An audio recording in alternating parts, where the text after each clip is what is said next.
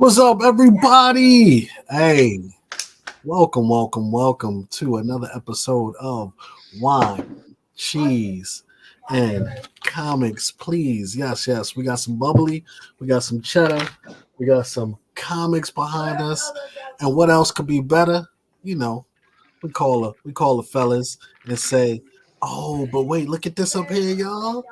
Isn't this amazing?" Look. Look, would you look at that? Would you look at that? That mother. Oh, did you see that one?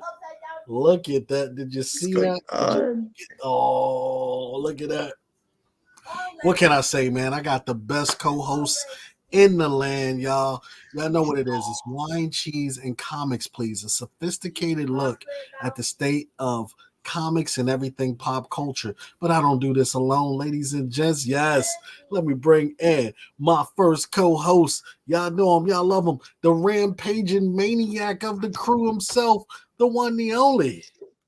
Last level comics. What's up? I think. Well, let's just bring us all out because you Let's you just forgot bring how this to host. all out because you. I just splashed beer in my eye. I should change it to the only working man on this, show. That's what it should change it to. Like, I mean, Oh man, How does that even happen? it's getting out of hand. I mean, I got Kyle down here macing himself with beer. Look at he's this. feeding his eye with beer. I got. It literally just had a perfect drop and shot out of the can in my eye. He hasn't stopped celebrating since the strike ended. So that's how crazy it is. Yes, I can't wait to talk about it. Yeah, we can't wait to talk. But y'all, not only do we have Matt here, but we got the promiscuous time traveler, y'all. How have your weeks been, fellas? It's been 2 weeks, man. Too long. Listen, I had to I've been smoke signals to find Kyle. Like Kyle fell off the grid for 2 straight weeks. I've been traveling in my defense. Went to visit my cousins, and then my grandfather had his 90th birthday party. Oh, and guess where it was? Where? Chuck E. You Cheese. should know. It was in Portland. No. It was in Portland during Rose City Comic Con, and I didn't even know Rose City Comic Con was going on. Tacoma Comics. I had breakfast with him and Nola, there you go. I had breakfast with this guy over here, and Tacoma tried to give me his ticket, and I was like, "Dude, I have to catch a plane. I didn't even know that this thing was going on." No, you gotta put that scantily clad away on the left over there, man. It's a family show. You showing too much. Yeah, we're ascending. Oh no, she's blocking it too. We're good. Change the rating. Is that Rose City goodness? What is that print of? It's death. Okay. Love it. Is that the Frizen death from DC? No, that's Art Adams. Art Adams. Adams, nice. Speaking of Rose City for Very the nice, missing very nice. Kyle, let's just pick that up. Wow. Well, shout out to everybody hanging out with us tonight. Promiscuous went up in there at 2:00 saying what's up. What's going on? Sold Twice, Liz Bonds, Big O is in the building. We got the legend herself, the one. Yo, by the way, big shout out to the homie Kara Jones. Where's she at? I just reached out to see if she's available because she was actually just on a new TV show on Tastemade. Oh yeah, but did they have a good intro for her? Oh yeah.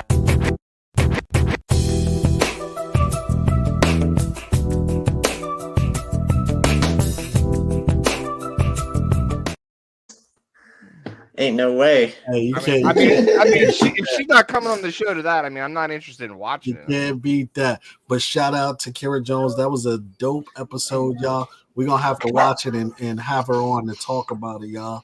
Because they did the thing. You know what we should do? We should all just get popcorn. We should watch the episode and then commentate it, like we were there because we weren't invited. Oh, let's do that, y'all. Let's do that. Okay, yeah. So Let's do I that. think we should do that. We'll do that. We're gonna schedule that. All right, we're gonna schedule that, a popcorn session on the show, y'all. Live television, y'all. Our homie made it on. All right, man. Well, it's been a crazy couple weeks. What'd you say, Nola?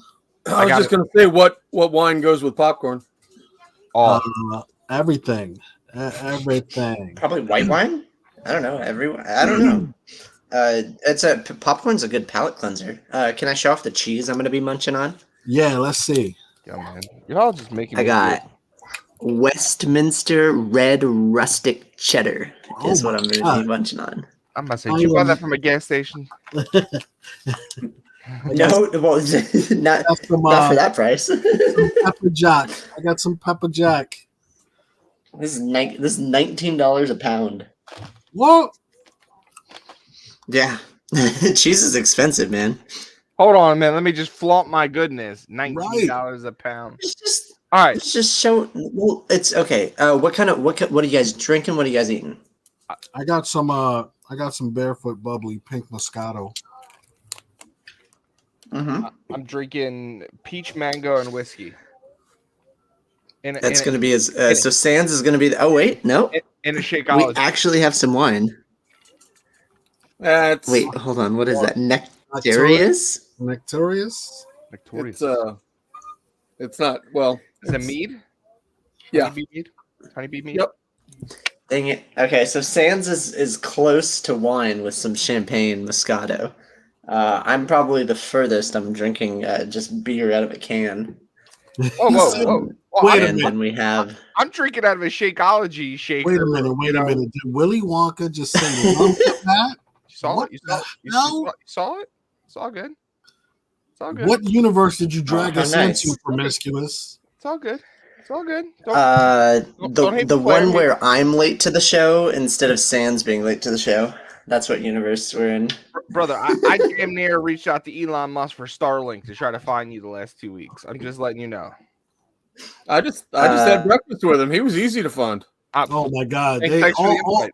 So first off, let's talk about Rose City, man, because you guys No, look like no, you had no, no, amazing time. No. I have a soapbox to stand on that I've been waiting 3 days to stand on it. And then we'll get to Rose City. So time out. All right, go ahead. Nola, you ship.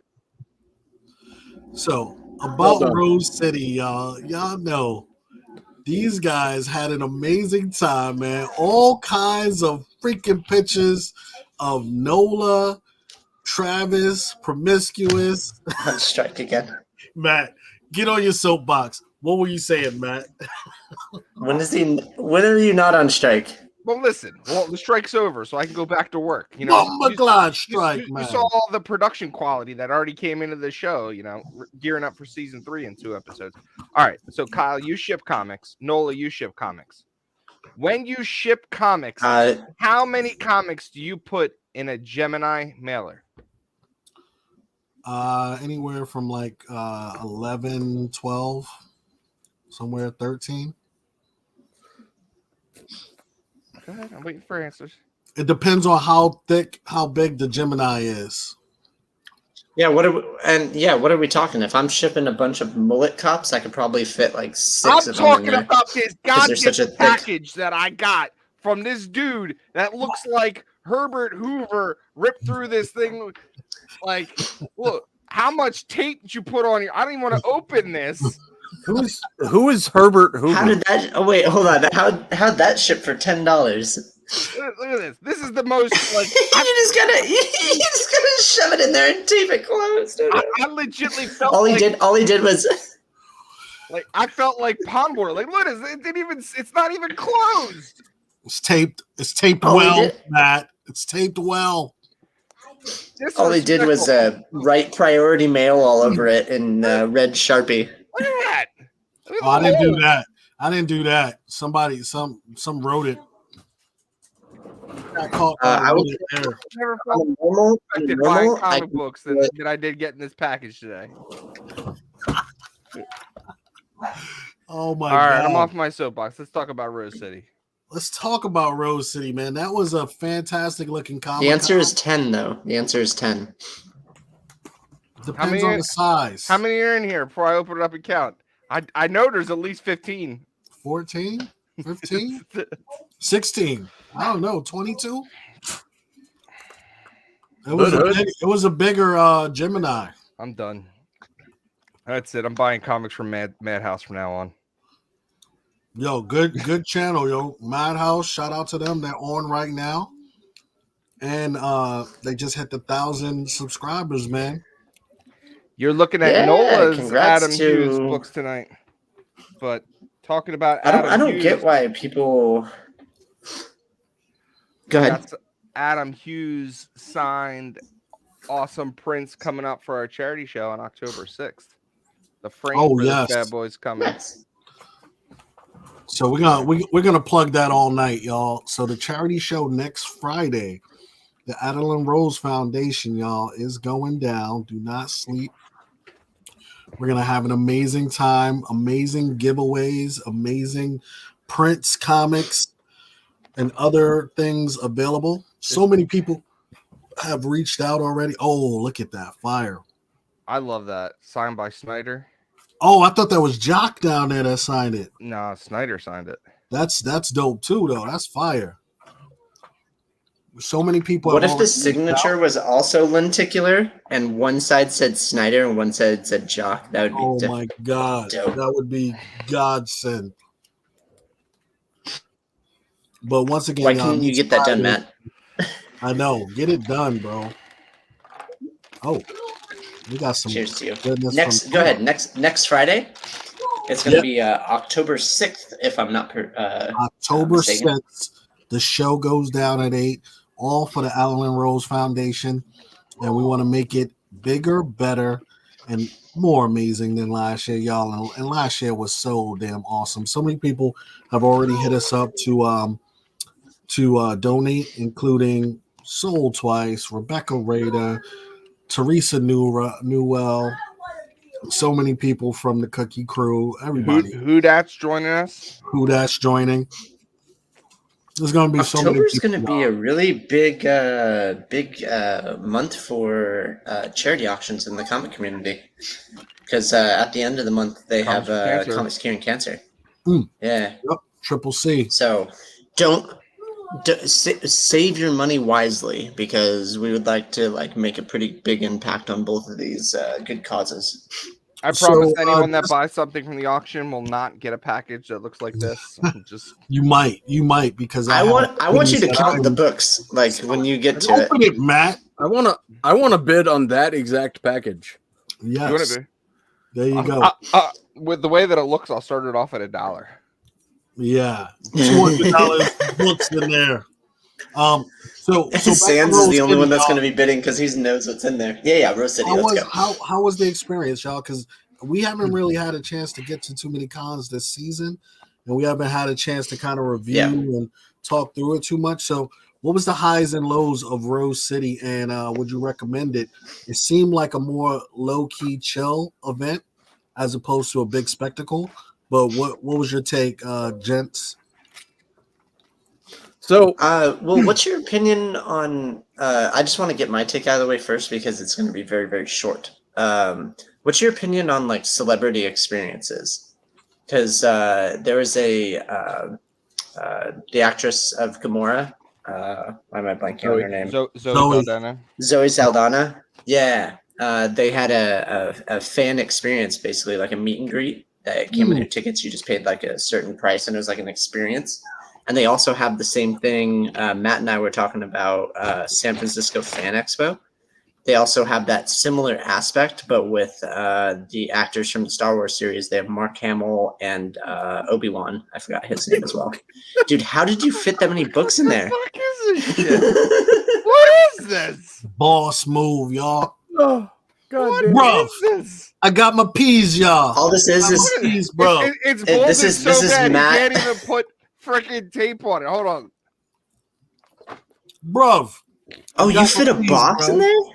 Yes. Put another freaking mailer. This Let's just bag Matt, it up. you got to start paying. You got to start paying $6 extra for the bigger shipping, so you don't Oh, strap Matt, pay me. You didn't wanna Sands pay like me. this, man. You're making him. did not You're wanna making him pay pull miracles. You're making him pull miracles to get the books to you. Okay, And that- Nola. what do you have to say about Rose City? Because I think you're the only one that actually went. I would just stood outside like an idiot. Wait, you only went outside? You didn't go into the. I didn't know it was there. You I didn't was even know it was in there. Portland. Hold on. Look, I saw an Instagram post and I messaged them and then they trolled the crap out of me. They trolled the absolute crap out of Oh me. my god, are you serious? Okay, so I messaged Tacoma first, right? Because he commented on speaking of cancer, a fellow community member, Comics Will Break Your Heart. Yes. She has cancer.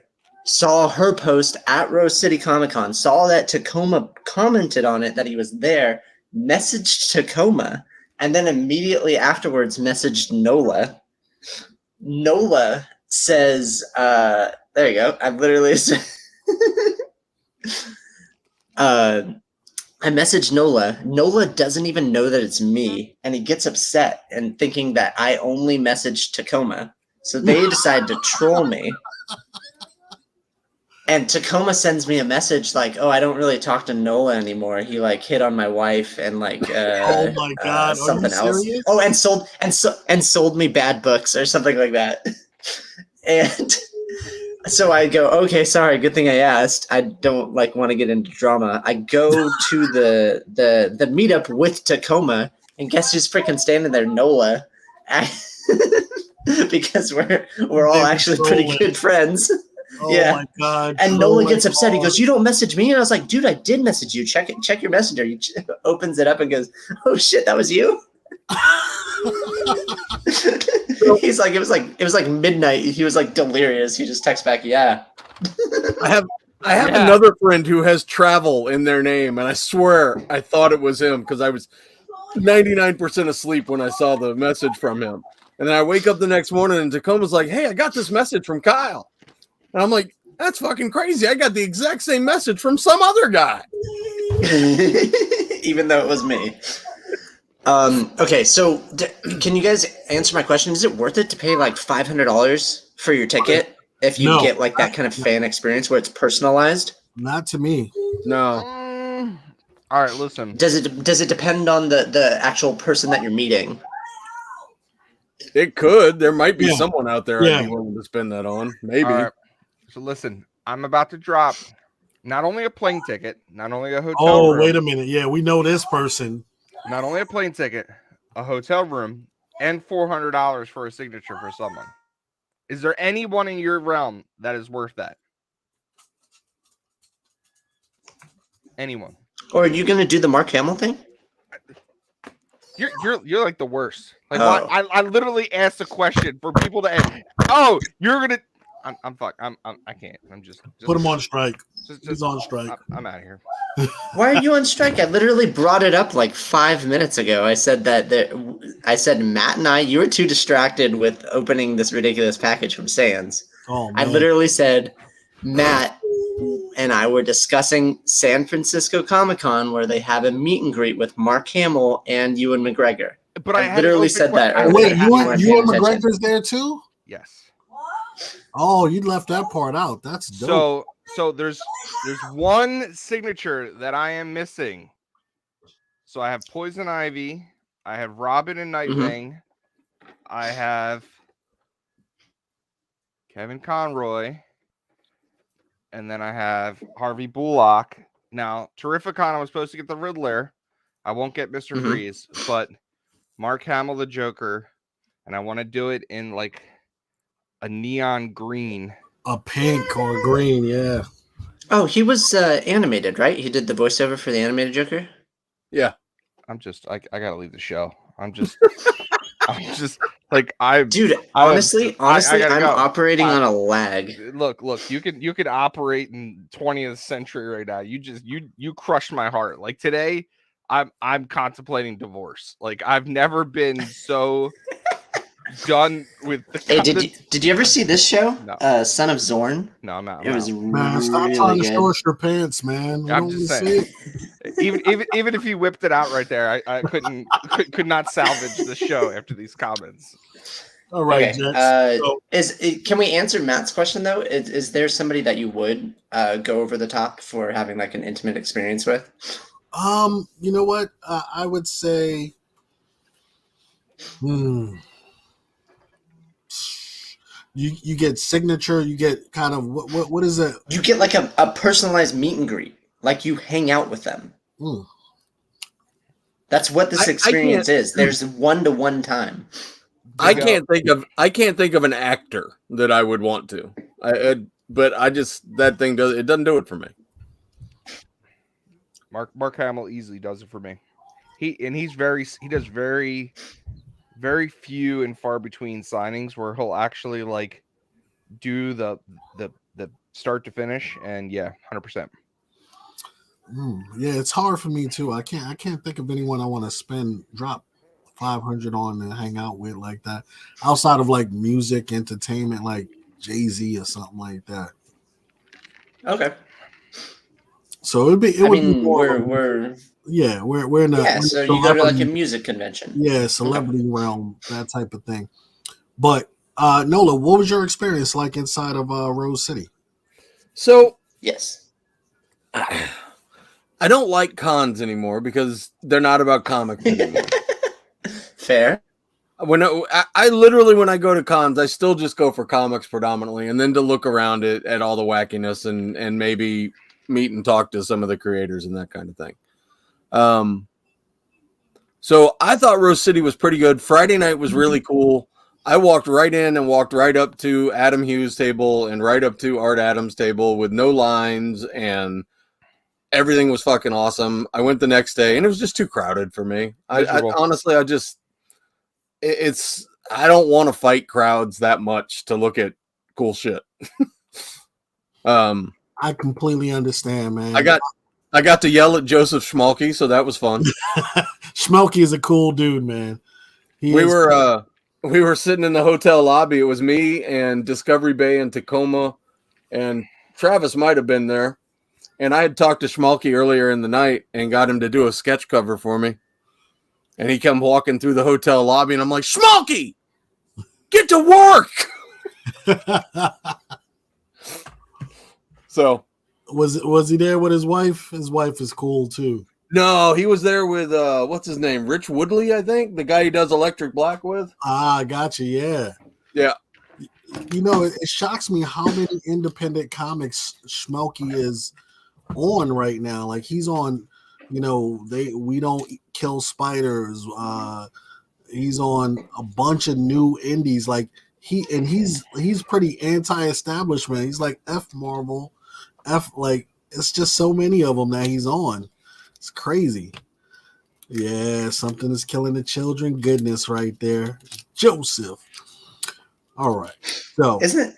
I would say that the main reason that I like going to cons is the like personal experience that you get, and you get also the ability to kind of market yourself.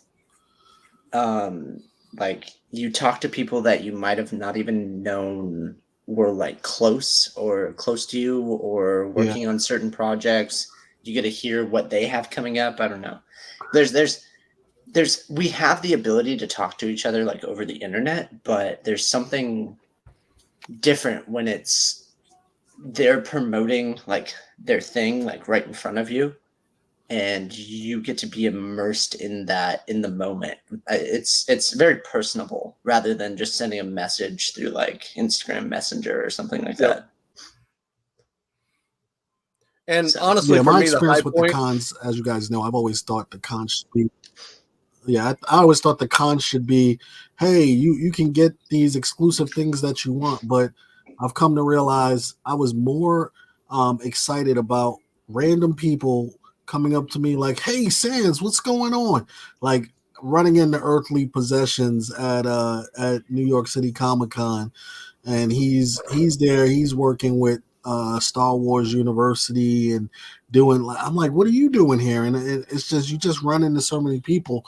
So it's better. Mm-hmm. I think the experience, if you go to the con with the thought of meeting up with people, going to Artist Alley, those types of things, as opposed to what exclusive am I gonna find?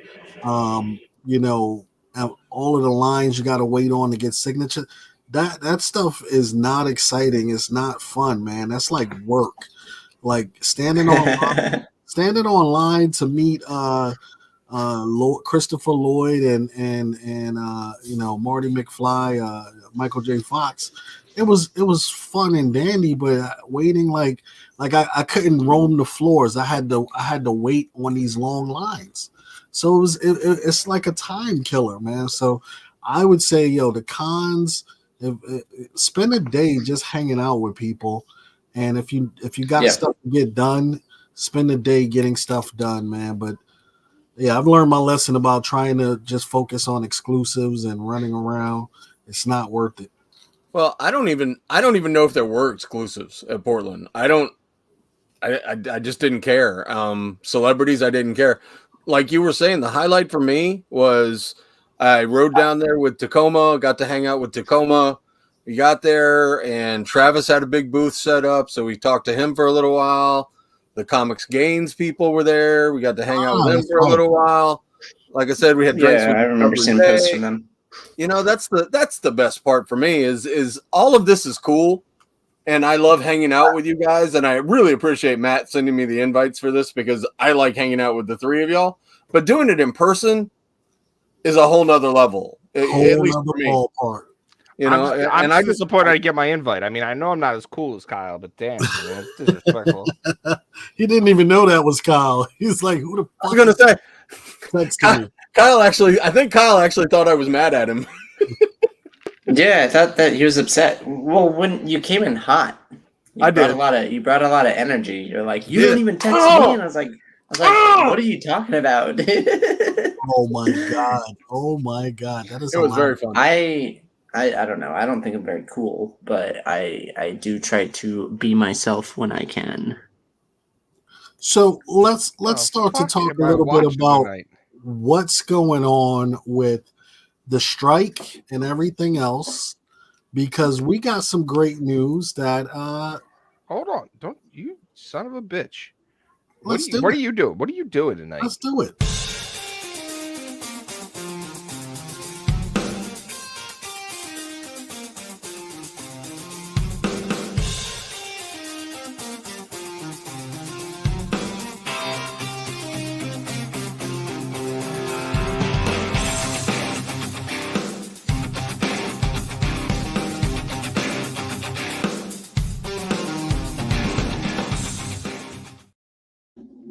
So I need to put Kyle in the spotlight for this segment because I don't know what the terms were to end the strike. Do you know the terms? No, as far as I know, they haven't released them. Okay, so I don't know if it's worth it or not. I just know it's done. They could effectively go back to work. The strike is done. The 2nd, yes. October 2nd, they can go back. But this is only the writers right now. Just the writers. So the writers were on originally, the actors joined later, and people are assuming because the writers were able to get this done, the actors will be able to get their side done. Now, do we know if this whole AI mess has been cleaned up or not? I have not. I scoured today and I could find nothing for AI writing. Nothing for AI actors. I couldn't find any updates as far as what the agreed upon outcome was. AI, they released some of them. One of them was AI cannot write scripts. Okay, that's a win. It's literally one of the terms. It was AI cannot write strips. They got better residuals for streaming. And more transparency on like what the actual numbers are of people watching the actual shows. Oh wow! Okay, the streaming part was big. And then they got a minimum rate raise of 5%, and that's the major ones. Okay, I know a lot of people were focused on the streaming. Man, the streaming is a whole different monster. The streaming is what sent it. Yeah. Yes. Yeah. And the AI. So, and now the actors will be able to say, "Hey, we don't want our usage, our faces and voices used, without consent and those types of things." And hopefully that just kind of goes over. But damn it, if Chat GPT isn't great, man, I'll be using that shit at work all day, man. So if somebody wants to do this, I can send them a link. It's the 94-page agreement with like 20 chapters of the memorandum of the cancellation of the strike. So you can read it all, but god damn, I'm not reading 94 pages. Oh There my you go. Yeah, God. yeah. So it's 94 pages. If anybody wants it out there, just message me and I'll send you a link to it. But there is an agreement. I just didn't bother to. I'm not getting paid to report news, so I'm not going to. I'm not going to go through 94 pages of something I do care about. But this is Hollywood. It doesn't really have a lot to do like. I would like to see the same kind of fruition be taken by like comic writers and artists and stuff like that. Like Interesting. I would want them to But do you think unionize and there's some? fight for advertising rights. Do you think Yeah. there's some precedent that'll be set for the other industries? There's enough money in it that I think that it might, because if certain I don't know, there's a lot of overlap in the industries because it's kind of small.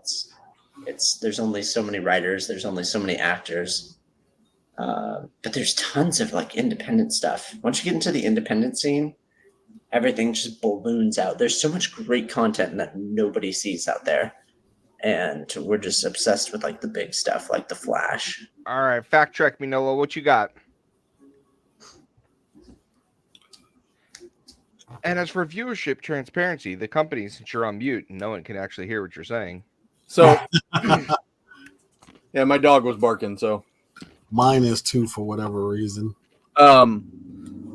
So just, quick blurbs. It says AI can't be used to write scripts. Better streaming residuals and transparency regarding the numbers, which is a big sticking point because none of them have ever been honest about how many hours anyone watches this shit. Yeah, we were on the same website, Nola. Yeah, minimum rates for writers. What's the last one on there?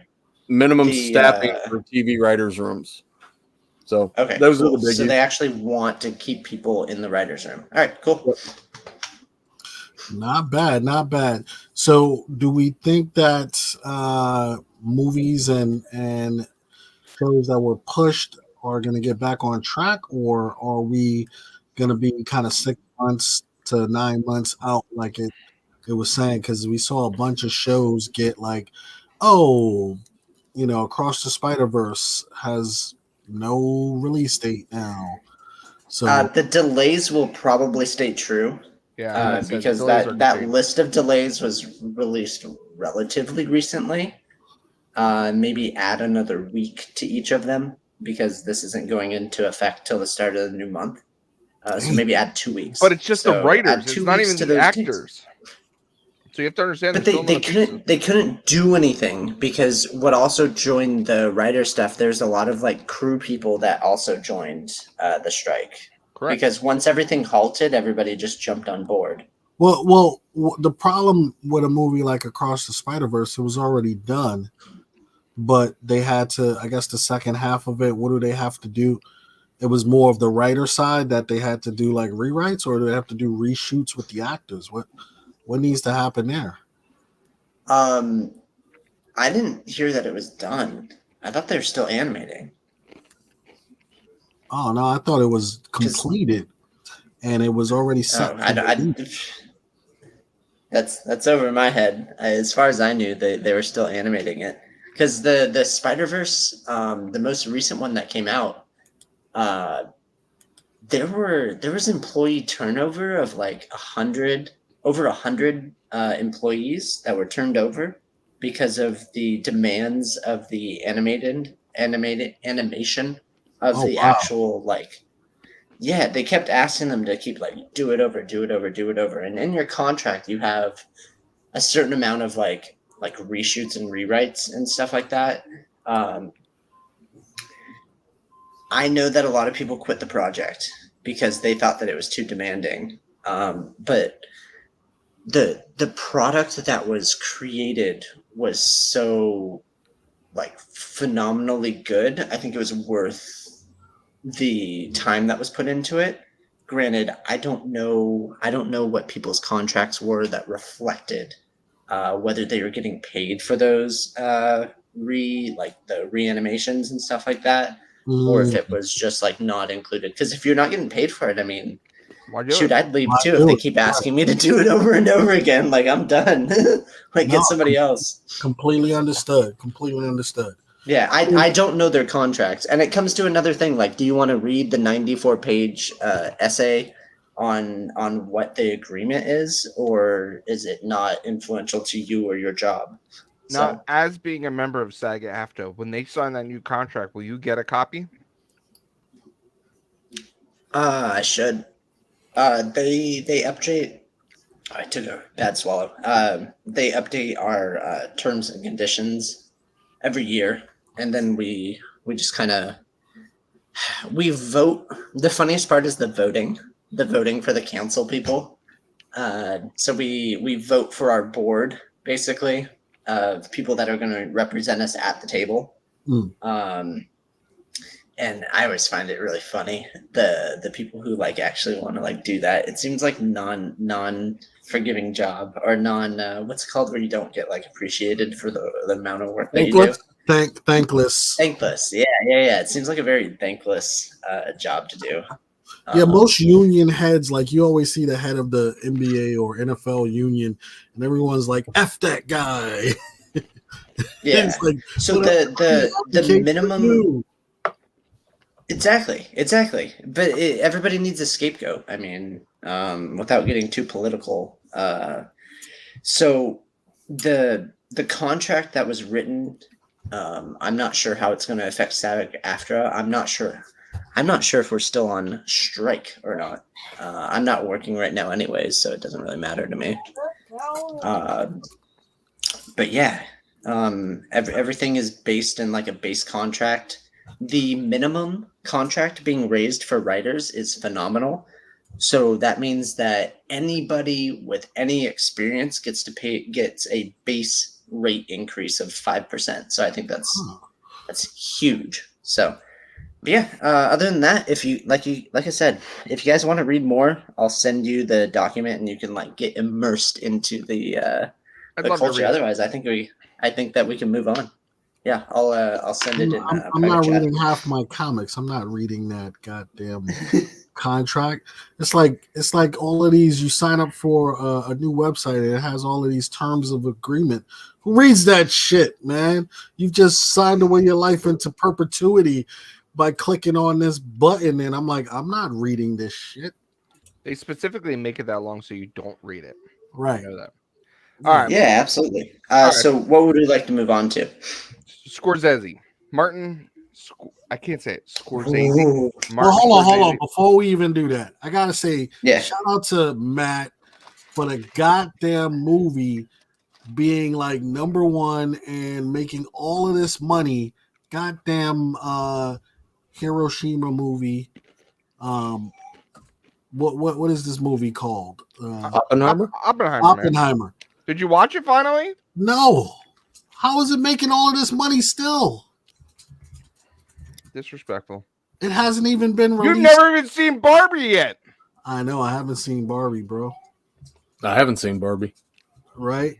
But let's not bring Barbie up because it's a sore spot with you, bro.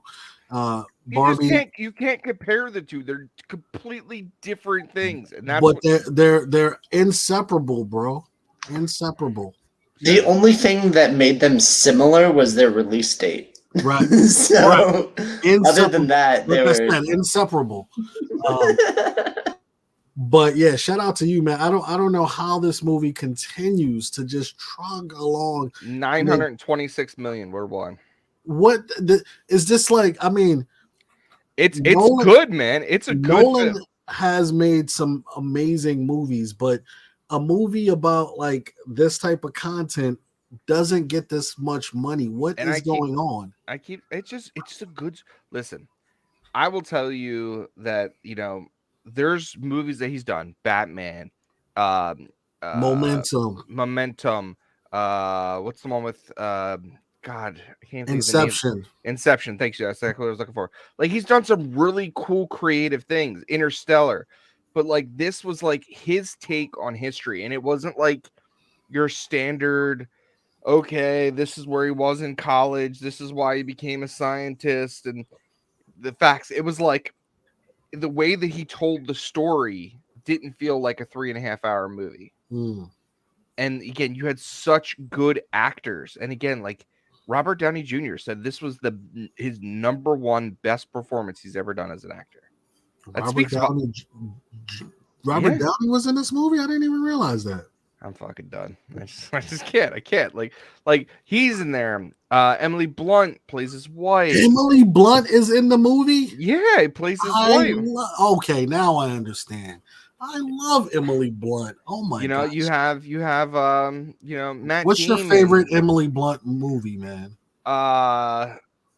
Live, Die, Repeat. Oh yes, that is such a good movie. Same thing I was gonna say. No, you know what I like? There's, I like there's the a one sequel where- coming too. I like the one where it's like the Men in Black. What's that department? It's like her and the guy are not meant to get together because these people in Men in Black like are trying to keep them apart, man. I know what you're talking about. It's got Matt Damon in it. Matt Damon and her are not meant to get together, but fate keeps connecting them, and the Yep. guys keep trying to change the pattern of history. Yo, that movie is so dope. It reminds me of Nolan, but yes. And then my Live, Die, second one for her is Sicario. Oh, Sicario was so. Oh my God, we're going off on a tangent, but the crowd Could've- loves it, man. Could have sworn you were gonna say Jungle Cruise, by the way. No way, no way, bro. No Get way. outta here. Are you wearing pants? Oh man, Emily Blunt, y'all. I mean, Key actress of the day. even A Quiet Place. I mean, dude, she played fucking Mary Poppins and crushed it. Nah, we don't need any of that stuff, man. Live, All right. Die, repeat. When she All did the dip under, Mm-hmm. yeah, buddy. All right, so we got Martin Scorsese here, dropping some truth about comic films. Yes, finally. How many total films do you think Scorsese has made?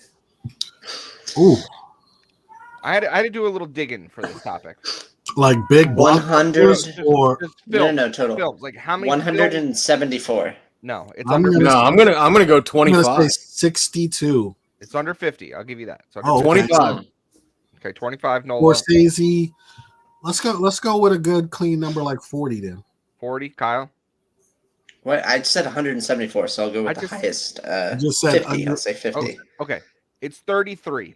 Out Okay. of 33 films, how many do you think got a rotten score? 2. Half. Nola. I'll stick with 25. Two films Two, in wow. 33. His lowest critic score is a 54. His And average what movie is score, that? what is it? It's called Boxcar Bertha, produced in 1972. Okay. Oh yeah, I hated that shit. No, never seen it. But like his lowest big name film, Shutter Island, Mhm. 69. Shutter Island. That was Shutter where Island is 31. what's his name? Leo, right? Yeah. Yeah, that was a trippy movie. Had a good hook at the end. I didn't even understand the ending. God damn it! Other than his Uh, top two are Mental like health. yeah. His top three are kind of like a personal journey into movies through Scorsese's mind and My Voyage to Italy. But like out of his big three, Goodfellas, Taxi Driver, and I'm kind of impartial to this. Some people will say Mean Streets. I'm gonna go Raging Bull. They're the big three for me. Raging Bull. Yeah. You know, they're the big three for me. Like, does this man have chops, credibility, stance to say something about the comic book movie industry? No, I mean, I feel the same way. I I mean, mean, yes, he- he's he's done an great shit. he's an amazing artist in what he does in his craft, but he sticks in a certain lane, and it's the the gangster or the kind of poetic film. That's not true. He's done The Color of Money. He's done Aviator. He's done Wolf of Wall Street. Wolf of Wall Street. He's done Gangs in New York again. Stuff. He did Bringing Out the Dead with Nicolas Cage. I mean, he's got some. He's got some chops, but it's not. It has nothing to do with comics, comic books, or how it is the state of comic book movies. Now, just as a filmmaker, by all means, he has a right to give his opinion. I just don't feel like he needs to. His opinion should weigh more than other people on the state of comic book movies. Why does he feel that his audience for these movies is the same damn audience that's going to see comic book movies? Because they're night and day different, in my opinion. So I'll tell you what I find funny. I'll let Kyle go, but I find it really funny that Scorsese, as you know, like an auteur, like a Fellini, you know, like these guys that are really artistic directors. That's not Scorsese. Yeah. Scorsese is a pop director. Boom. And yet he is knocking on the current run of pop movies that is out. So Thank anyway. you. So would you akin him to what's his name? Kill Bill Tarantino? or different? I mean, obviously different style. In what respect? Kind of, I felt Tarantino is pop, like culture popish. All right, so in the same vein, I'll say Martin Scorsese, Quentin Tarantino, and Steven Spielberg belong together in that culture popish. I don't mind that. Where is Nolan in that? I put Nolan like he's a visionary, man. Like he's and where's Martin? Not Martin. What's Martin's he does like timepieces. Like he does things that like are gonna like he does things that he knows going to tailor to a certain group. He does his mobster movies. He does his Italian movies. He does his casino movies because it's going to tailor to that group. Nolan. What about like James Cameron? Cameron, again, more sci-fi now lately. He's going visionary. He's going technology. He's going. I would put Cameron with Nolan. Because again, Peter Jackson. Here it is. Listen, James Cameron waited 11 years to do the sequel of Avatar. Avatar was the #1 hit movie, billion-dollar thing. Terminator. But listen to me, billion-dollar film, and he knew he could have had 15 sequels by the time that he did #2. But he said, no, I'm waiting till technology advances so I can do something that's innovating again. That is a step above the rest. He didn't go for the cash cow and pump out. How many Terminator sequels do we have? I can't even count them anymore. Genesis, there's 2, at least 7. 3. There's at least 7 of them. I mean, it's ridiculous. But you know, I think at the end of the day, it's the studios that force those sequels, man. I disagree because as a director, you can say no. Can you though? Why not? I mean. I feel like when you have a contract and they're like you have to put out, they're like they want their sequel. Like how many times have we seen these massive, amazing movies put out a dull sequel and the producer, the director is like I didn't want to do this. I wish Kara Jones was on here because she would have because this is she would back me up 100%. I know she would.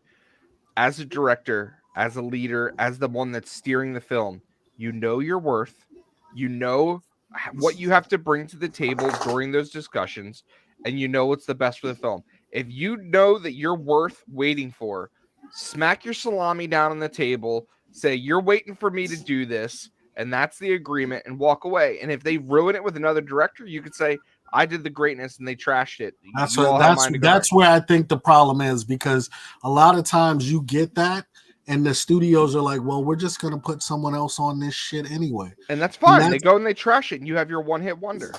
But that's what kills, I think, you know, some of the soul of the business, man, because why take away, like, if Snyder's doing something, why take it away from Snyder? Let him finish his vision. Like, come on. Well, same with Kirkman in comics. Was Snyder truly bad for DC? I don't think so. I think Snyder had the right direction going. And now he had some family issues and stuff going on, but I think what they did was a debacle in terms of bringing in another director to kind of piecemeal it together. And Sexual Predator Whedon. yeah, it just made that shit a mockery of what it was supposed to be. So I don't know. was it going to be amazing? I don't know, right? But it didn't have time to grow. Right. So listen. Let me go back to Marvel. Phase 1. Iron Man was great. Captain America, the first soldier, was great, or it was good. You had good. Iron Man, you had Captain America. But then when you put them together as a whole, they were fantastic. What Phase 1 had was Iron Man in every fucking movie. Iron Man was the thread. He was the thread. Phase 4 has no thread. Phase 4 has nothing. Phase no 4 thread. Is garbage. You don't see Shang-Chi come up anywhere else. You don't see Black Widow. You don't see Black Panther. They're all their own movies.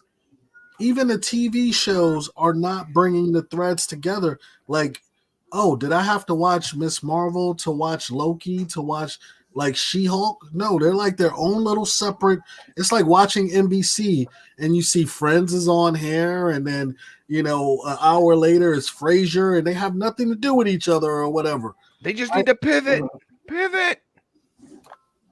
So I don't know. Marvel needs to stop building these overarching stories. They need to focus on individual movies and make great movies. That would work too. But if you do an overarching story, shouldn't all the underbelly connect? None of it is connecting to Kang right now and Ant-Man. I think they're up shit's creek without a paddle with Kang.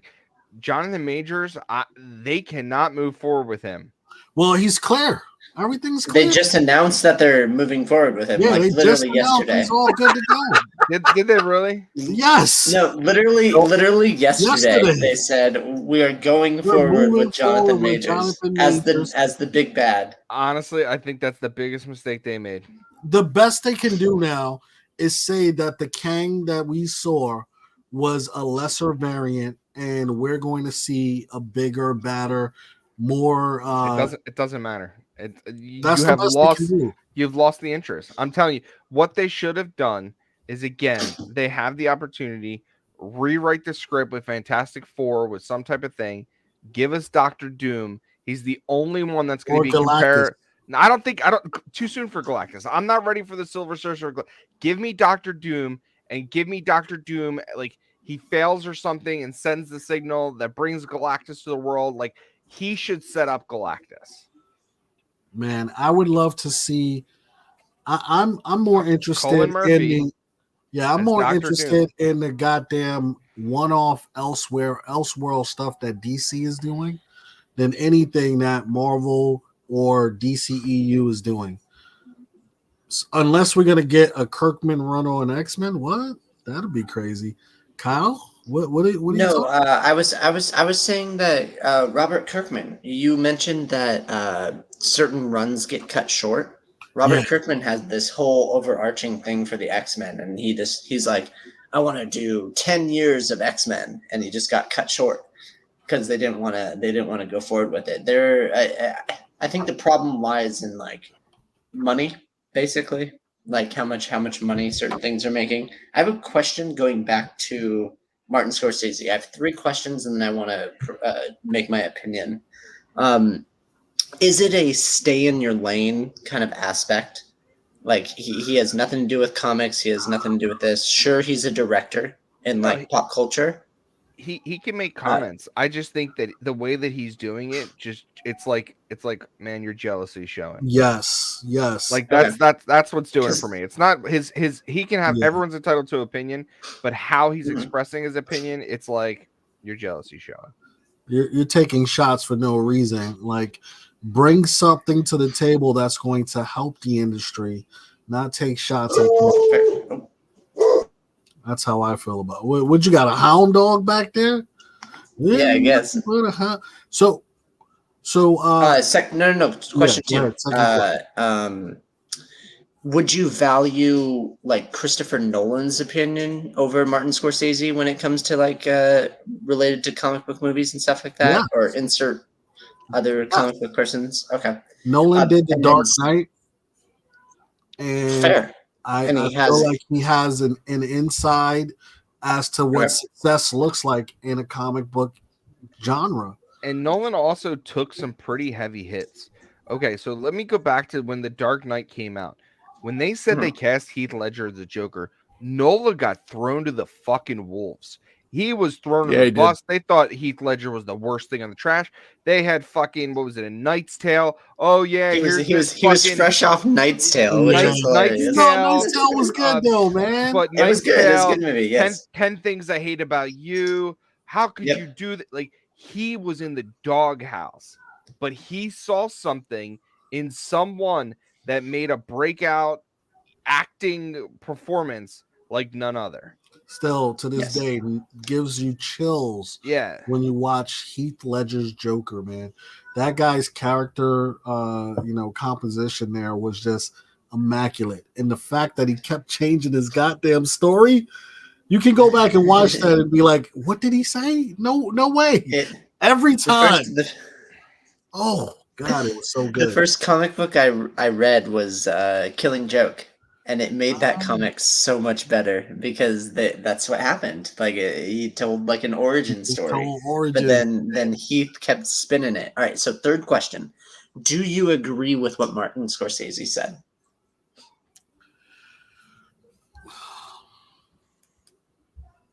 In the sense that comic book movies are ruining cinema? No, in the sense of we need to save cinema by making more quality comic book movies.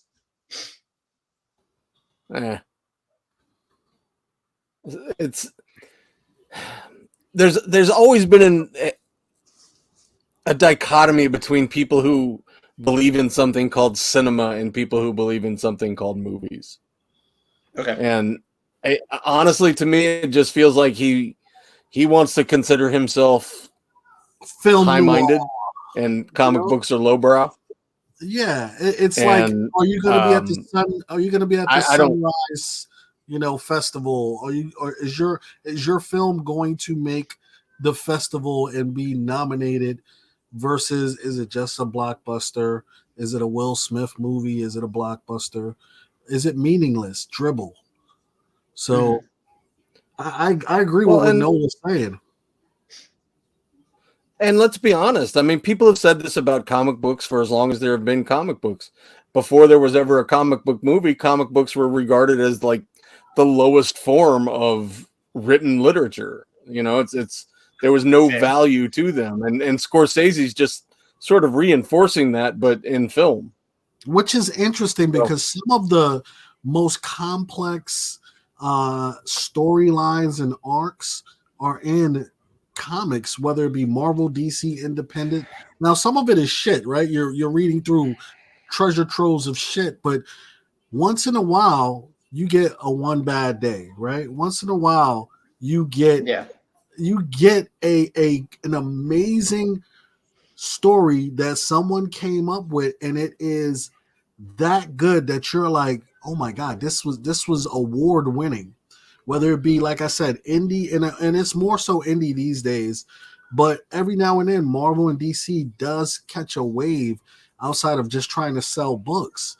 They do catch a good story, a good story arc. So,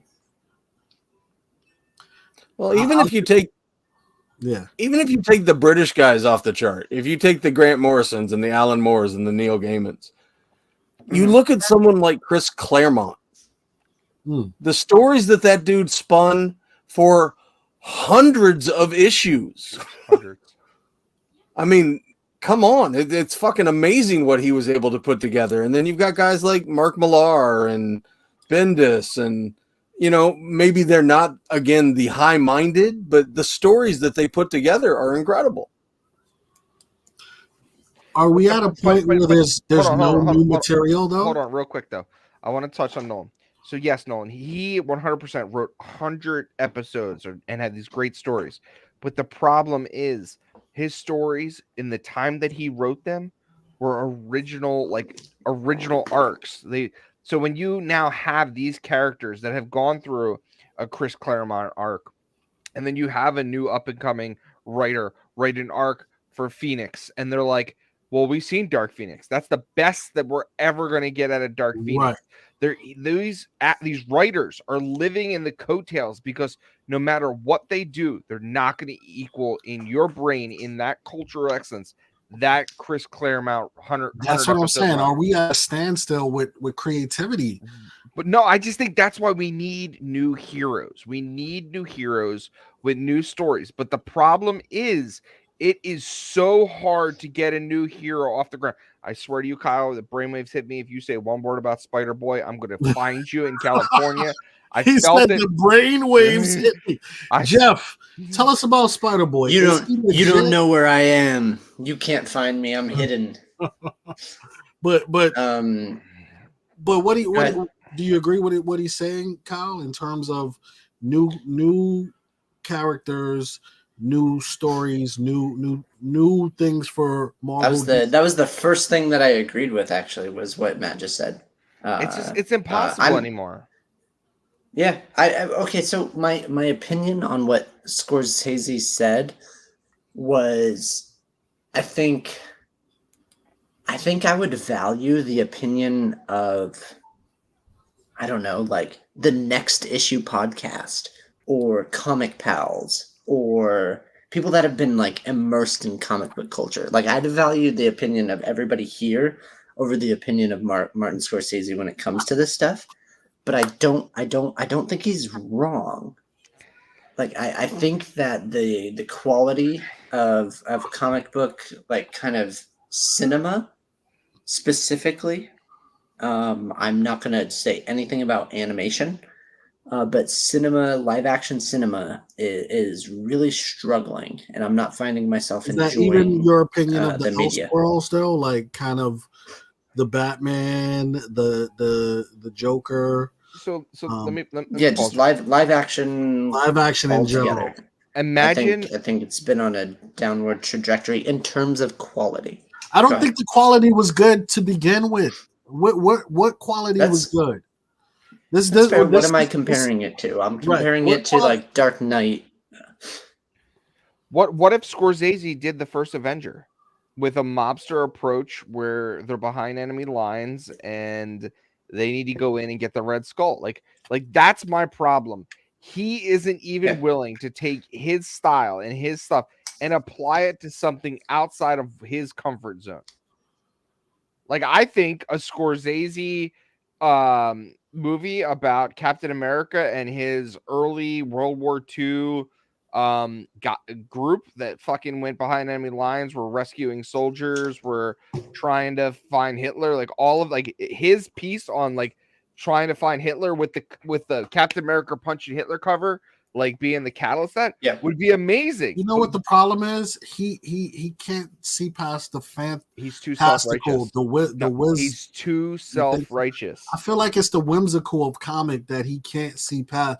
Oh, Captain America is unbeatable. This like as opposed to telling the story of a hero going into Wonder Woman did it well.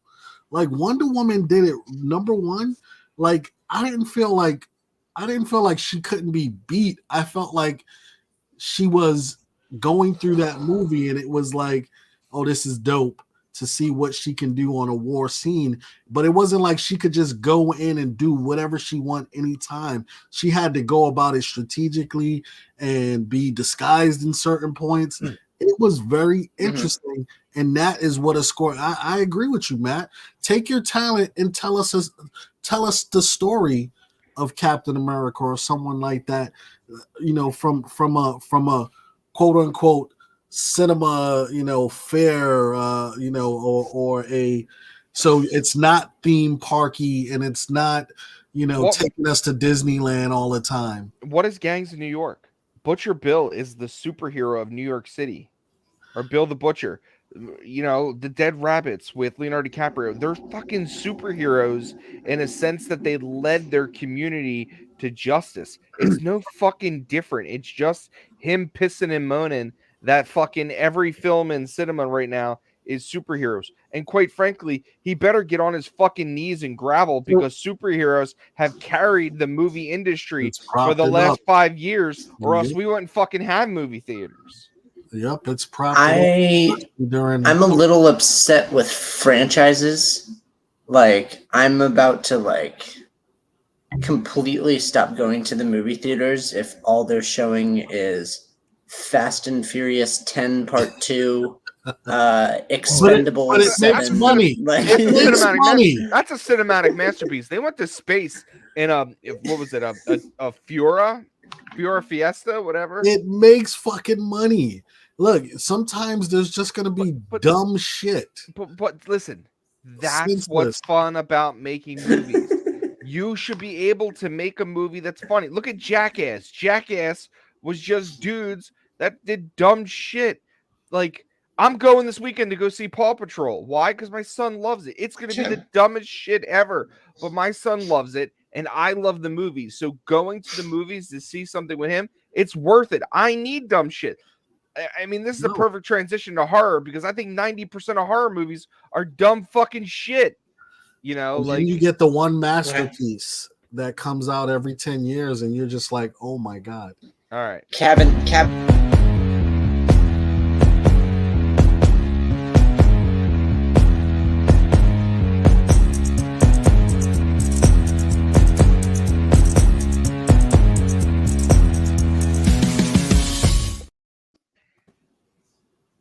Like I'm not familiar with that last one. The Creator. Creator, that looks interesting. Oh, Creator looks Yeah. really good. Oh my god. So listen, there's 2 movies in the next 3 months that are like the top pinnacles for me. The Creator Okay. and Rebel Moon. Okay. I don't know about Rebel Moon. Okay. Rebel Moon. I don't even give a shit what he has to say right now because you know it's long overdue. It's Star Wars retread. No, it's not. Time out. That's bullshit. He said he would love to do a rated R Star Wars. right. And they were like, no. And he was like, fucking great. Now I don't have to tie it to the Star Wars name, and I can make a badass rated R sci-fi film. Well, this is called Rebel Moon. Snyder. This is Yes. Snyder. Yes. And he had originally pitched this to Star Wars. They didn't want it. And he kept most of those concepts though, right? But he built it for the Star Wars universe. He wrote the script for that, but then he rewrote it when he said that it wasn't tied to Star Wars. Mm. He wanted it to be sold so that he could do like a standalone trilogy without Jedi. Like he wanted it to be Better Star Disney Wars. Star Wars. Yeah. Everyone's gonna compare it to Star Wars, but it's gonna be better. It's rated R. It's supposed to be more graphic. It's supposed to. I mean, Teletubbies is better than the last 3 fucking Star Wars movies that we got. For fuck's sake, Ray, Finn, and Poe can literally go find Oh my themselves in the God. dumpster fire. Those fucking things were tragedies. Is there one character from the last 3 Star Wars movies that still held their own with you? That is Poe would be the only one. Poe? No Kylo. No, fuck him, whiny bitch. Kylo. Finn- That was pretty Finn- cool. Finn. Look, Finn was supposed to be something different. such a cool concept. Okay, a stormtrooper that had feelings. All right, we can go down this road. Fuck that dude. He cheated on Rose. I'm done with him. He All right? wasn't supposed to be with Rose. He's supposed to be with Ray. Hey, none of that. Ray, no one cares. And she's a Palpatine. No one fucking cared. No one cared. And the stupid, I'm a Skywalker. Get the fuck. Just no. So go back to Rebel Moon now. Rebel This guy Moon. doesn't even like Star Wars. Don't even listen to him. Who, Matt? He doesn't like Star Wars? Yeah. Oh, yeah, he doesn't like Yeah. it. He put it to sleep. But Rebel Moon, so there's nothing Andorish about it. Because Andor had good political. Rebel Moon is more action-packed, kind of a space cowboy drama. So Okay. yeah. And the creator is like almost so the creator has kind of that Inception Tenet kind of vibes to it. It's got Denzel Washington's son, pretty much future sci-fi. He goes into Thanksgiving. like find the weapon of the future to kind of bring humanity back because technology has advanced it, and he finds out that the weapon of the future is a child, and he's now torn on whether or not he can eliminate this weapon because it's a child, and now he goes back and forth. So that concept has already been explored in the Rainmaker, right? Kind of, yes. God damn it, that was such a good movie. Oh man, I gotta watch that movie. Everyone familiar with the Rainmaker? That and Road to Perdition were two where it was all about a child. Oh my god! All right, so where are we with? When does this one come out? Rebel Moon. Rebel Moon, I think, is December, and Okay. the creator Okay. is November. Rebel September Moon. 29th. Thank you. September Yep. 29th. That's Rebel Moon, No, that's the creator. creator. And is that one in theaters or is that Yes. Netflix? Yep. Yeah, Okay. that's theaters. All right. So you're saying that these two are going to are transformative movies. What and this is high coming from Matt. What are we thinking here? We're gonna have to watch some trailers and The creator already is hitting a 76 on Rotten Tomatoes score. okay. All right, I'm gonna have to check this out in a minute, y'all. You haven't seen it? It's an AI movie. It's up there with The weapon is an AI that is embodied in a child. you know what it reminded me of, Nola? It reminded me of Chappie. Yeah, Remember Chappie? Yeah. Or it's like the This robot with this feelings. looks really good though. Yeah. It looks tremendous. So, Yeah, that's a good call. Descender. The previews has the vibes of a lot of already done stuff. You know, it's got a little Blade Runner vibe. It's got a little mhm. what was the robot movie? Oh Chappie, it's got no, it was like an indie movie. Elysium with like No. Yeah, it'll come to me in a sec. Hold on. Had Oscar Isaac in it. but Ex Machina. oh yeah, that was phenomenal. Yeah, it was a great movie. That was phenomenal. But I just think there's other thing and again, the Flower Moon, Killers of the Flower Moon, Leonardo DiCaprio. That's another one I think is gonna be great. So That's what Film Edge Studios was talking about earlier. So I don't know. I mean, there's nothing horror that I want to see. The horror movie that I wanted to see came out, and it was an indie film, and it was called Talk to Me, and I thought it was great. Okay.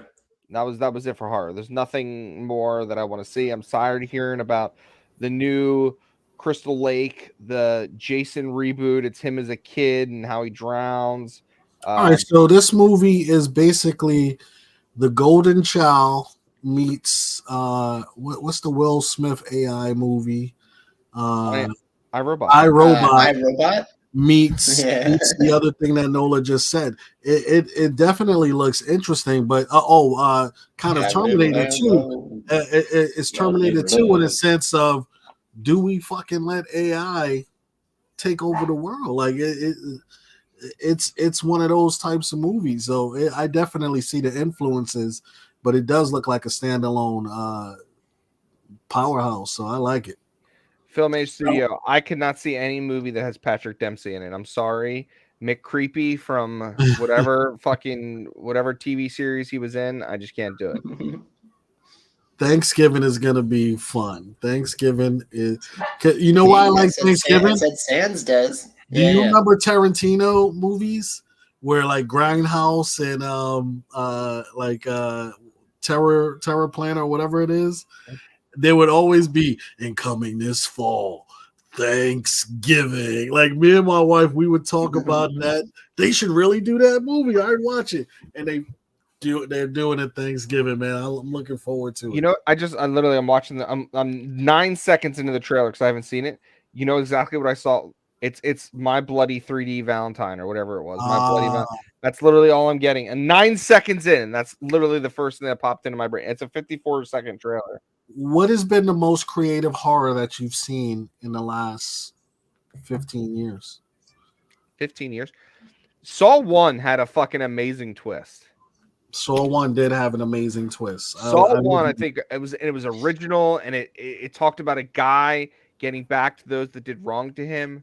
But I don't care about Saw 10. I didn't care No. about Jigsaw. I didn't care about they just burned it into shit. It became iconic because it had an iconic horror character to it, and it had the twist to it. So Saw 1 is definitely legit. Yeah, and again, I've never almost wanted to vomit in a theater like I did in the second one when the chick fell in the big thing of needles. I'm fucking terrified of needles, and that shit fucking killed me. What was the one where they couldn't escape their murders? It was Final Destination. Oh, that was nice. That was a good one. That's like 20 years ago.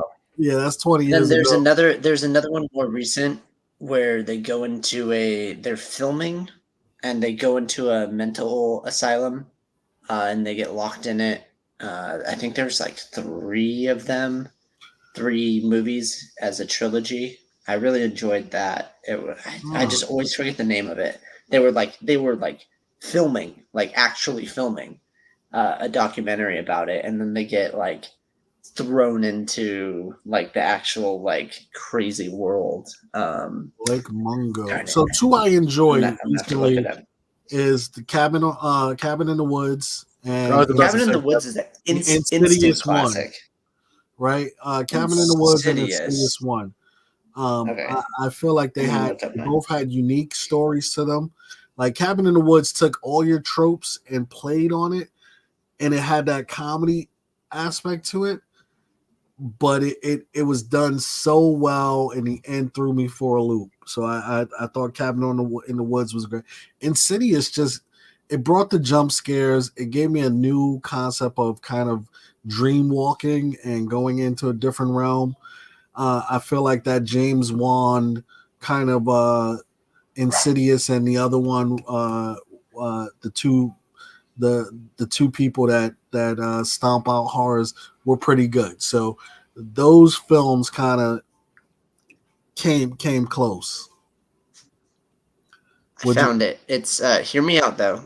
Grave Encounters, but just the first one. Grave Encounters. Thank you, Film Age. Yes. Yep. Okay. That movie had me shook, and I loved every bit of it. As a trilogy, I think it was a trilogy. I'm not sure, but they kind of brought it around, and it was pretty nice. But I thoroughly enjoyed the first one. What about Us? What'd you say, Noah? What about Us? You know what? Us, I don't see it as horror. I see it as psychological thrillers. But I guess it could be in the kind of the horror genre. Us, Get Out. I feel like it has more kind of racial, psychological undertones to it, but there's definitely the horror aspect. So I guess you're absolutely right. Us is actually the number 4 horror film of all time. Get out of here. Get Out is actually number 2. Get out of here. Just letting you know. Psycho is number 1. It goes Psycho, Get Out, The Cabinet of Dr. Kilgari, and then Us. And then after Us is Alien. So that's the top 5. So it went sci-fi. What kind of list is that? The Rotten Tomatoes top 100 horror genre films that have either. Well, they don't know anything. Yeah, I wouldn't put Us. I wouldn't put Us or Get Out in the same concept as The Exorcist. You know what I mean? And those are horror films to me. Well, because 10. Because if you're going to do that, then Silence of the Lambs is a horror film, and it's better than all of those. Right. You're gonna have so many psychological thrillers that can go as horror. Silence of the Lambs is 25. All right, I got to do it. You know what's the worst fucking horror film I've ever watched in my entire life, and everyone fucking loves it, and I will literally fight this film to the death. Fucking It Follows, a fucking horror film where this fucking mythical it is transferred from one person to another because you bang them. I'm sorry. Oh, it's like an STD. Yeah, but it's like, oh, I fucked you. I passed on the thing to come kill you now, and if it kills you, then it comes back to me. Like, Oh, I you know haven't. what? I enjoy those movies where they. I liked It Follows. I see. I did. Everyone Hold on, fucking hold on. loves it. I hate that goddamn film. Matt, would you have done it differently? It Follows. Yeah. Do you think it's a cool concept? I guess is my question. I like the fact Because that every time I you're like the like, fact as that you were something's talking about it, following- go ahead. I like the fact Uh-huh. that something constantly following you and living in the fear of not knowing when it's going to get you and having to constantly move. But I hate the Yeah. fact that it's transmitted by fucking sex. Do you So remember if it the was movie like, The Cave? what was Yes, the Denzel where- movie? Yeah, The Cave was great. Where it was What like was they went down. What was the Denzel movie where Azazel was passing through touch? Oh, the one with John Goodman. Yeah. Time is on my side. It's like that concept, like it could pass along. yeah. So like, Well, that's Smile as well. Then Smile does that too, Yep. in a sense, but there's no sex related Fallen. to Thank you. Fallen. But Smile, like you literally Smile, and then also the joint with the with the little girl in the well, and it's like you let her free. You had 7 A days. movie that You I had think The could Ring, have been done right? better. You had to give it a to someone great else idea in order is to save yourself. Yeah, You had to make someone else The watch Mist. the tape. You had to make someone else watch the tape in order to save yourself. Yep. Would you do that? Would you literally be like, "Oh, Johnny, come on over here"? I'd sit my mother-in-law and my father-in-law down and say, "Here, watch this." Was I not muted for that? I was voice to texting my comment, and No, you I was think not I wasn't. muted. I went to unmute, and I was. I'm sorry about that. But would you put that shit on in a movie theater somewhere and let everybody just watch it and be like, "Guess what, everyone? You got 7 days. Who does it follow then?" If that's the case. I'm sorry. I'm embarrassed for doing that. Usually, I'm good with the mute and posting a comment and then unmuting. Oh, that was Does funny. anybody agree with my comment? We heard you talking. It was like, yeah. The Mist. The mist was so weird to me because it was like, what are these dinosaurs? What's going on? Right? And I thought it was a cool concept, though. I thought it would was have going done to it be differently. something way cooler. But the Mhm. ending was so funny because it was like, yo, all right, I got no bullets left. Let me kill you guys. And it was the army. I was like, oh no, why'd you do that? Like the mist was so messed up. But There's just some going good back, horror movies out there, though. yeah, going back, I like a horror movie where they take their time. There's a good twist, so and it doesn't have to be subverted, right? You don't have to subvert expectations. Like, oh, we changed this because you were gonna figure it out. Just take your time with it and make it a good twist on it, and really just show a good storyline. Like, have some good acting, man. No BS. So My wife loves the survival horrors. Like her number one, like if you ever see it, it's called You're Next. It's like, oh yeah, I think I saw where that. she goes to the house and the family is like someone's trying to kill them and they wear like the goat mask, the sheep mask, and she's like a survival camp enthusiast and she plants traps and fucks people up. Like my wife. It's Home Alone on steroids. Yes. Sorry, Nolan. Go ahead. no, I was just gonna say I have one that falls into your It Follows category.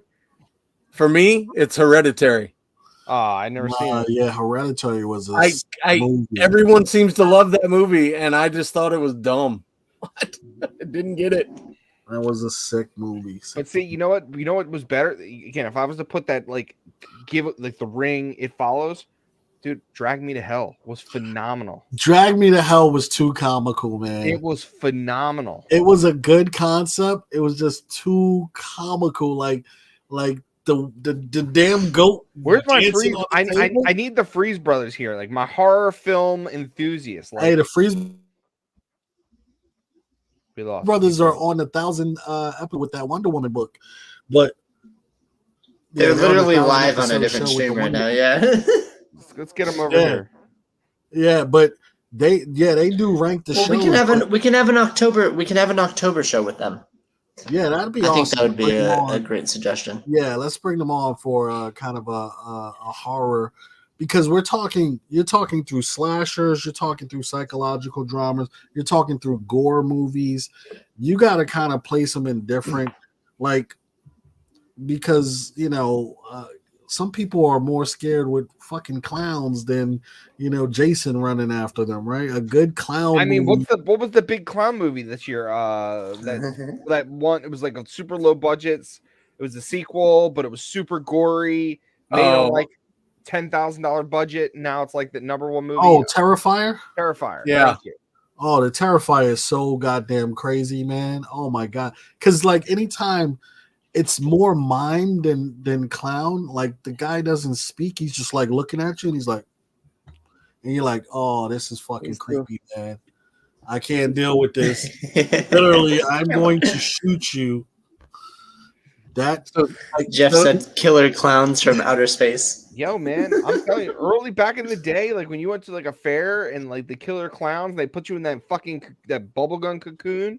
That shit was freaky. Oh my god, yes. But do you remember when the people were dressing up as these psycho clowns running around like with Vegas? Balloons, and they were just standing out in the middle of streets and like cornfields and shit? Just fucking with people, literally. So I'm surprised people didn't get shot, man. So all of this, which I'm one's going better, to old It or New It? Old. New. You're fucking. I don't give a shit about either. But I am going to Universal Horror Nights tomorrow night. Oh, that looks so good, man. The Last They have a Last of Us maze, Yes. and I'm super down. I'm gonna go through it twice, man. That looks so good. Last of Us. You is got to so cool. somehow like record or GoPro, man. That'll be awesome. Get your rollerblades on and let's go through the main. Yeah, I'm sure they'll let me in there with the rollerblades. So I got nothing. Cotton candy cocoon. Anybody seen Don't Look Away? Chris from Film Age Studios was saying it. I've never heard Don't of Look Away. that movie. Is that a vampire one? I have no idea. I got a guilty pleasure Are when you it sure? comes to Is it Don't Look Away or is it Talk to Me? If you haven't watched Talk to that. Me is a vampire one. No, it's not. With the little girl. Talk to Me is literally based off of, they took the concept from Are You Afraid of the Dark, the monkey paw, and made a movie about it where you have this hand, and when you hold it, you can talk to people that have died in your life. Oh. But like when you do it like latches. It was so good. So Interesting. That one sounds like one I would definitely watch.